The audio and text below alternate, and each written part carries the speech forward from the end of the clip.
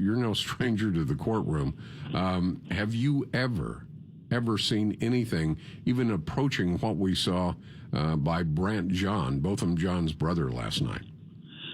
It was the most amazing thing that I've seen, either personally or on TV, having to do with jurisprudence in the criminal context. It was mesmerizing, and also the other thing, at the same very time, you saw some people leave the courtroom in a haste, and you could hear in the background the yelling and the screaming and the protesting about the injustice.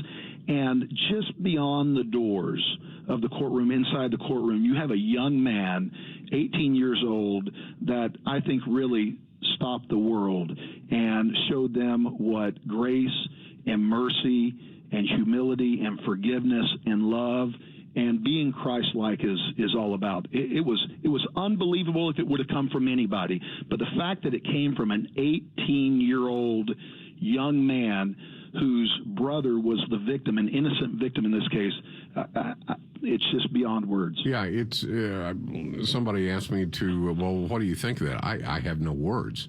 I mean, you had to witness it, you had to hear it, to even understand it, to wrap your head around it. And quite honestly, I think that young man, that young 18-year-old, and, you know, I believe in God. I know I'm not supposed to talk about that on commercial radio, but I think the Spirit was flowing through that kid. Otherwise, he couldn't have done what he did. And I think he did probably more for the city of Dallas in disarming those people that would use this for a racial issue than anyone or any number of people could have.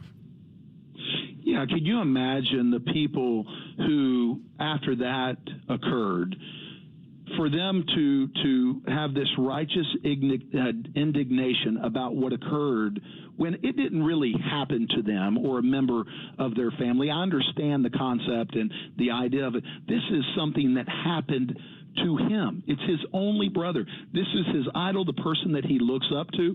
And it's one thing to say, I forgive you. And most of us think, I'm going to get around to the idea of trying to forgive you at some point. But then to take the next step, and he was off script. I mean, he had also said, I haven't talked to my family about this. Right. I haven't said this. I don't want you to go to jail. To ask the judge permission, most people are petrified in court if they've never been there before. But to ask the judge sitting up there on the perch in a robe, can I give the murder convict who murdered my brother a hug? Please, please. It was nothing short of earth-shattering in my mind. I absolutely, I think you're right. Final question, Chris. The appeal, of course, we were talking about it yesterday. Initially, Amber Guyger was looking at, for all intents and purposes, life in prison, 99 years. And now she got 10, have to serve half of that to be eligible for parole. Do you think she'll even bother with an appeal at this point? That's going to be a very tough conversation. She has very good, Michael Mola, her appellate counsel. He is very good. He is going to be able to present that to her.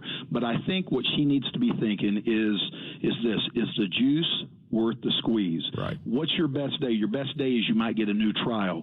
At that new trial, how convinced are you that you're not going to be found guilty of one of those offenses and be sentenced to less than 10 years if you are convicted?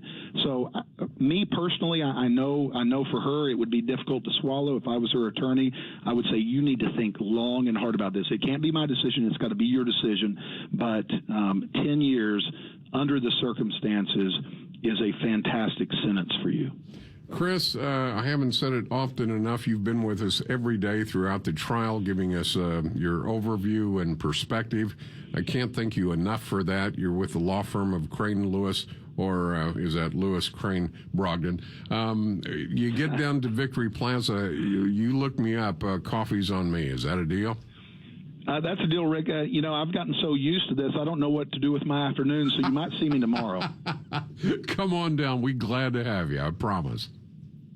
Well, I appreciate y'all having me. All right. And if you'd like to contact Chris directly for questions, statements, maybe some clarification, Chris, C-H-R-I-S, at cranelewis.com. That's Chris at Crane, Crain, Lewis.com. Again, many thanks to Chris Lewis for spending an afternoon with us every single day of this trial.